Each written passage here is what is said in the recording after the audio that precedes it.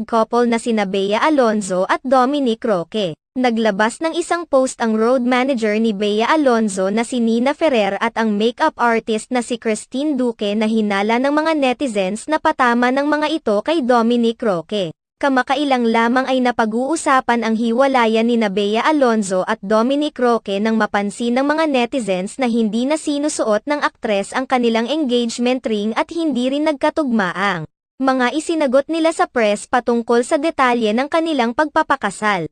Kaagad namang tiningnan ng mga netizens ang mga social media accounts ng dalawa kung saan nakita nilang ang huling post na magkasama ang mga ito ay noon pang nagbakasyon sila sa Japan.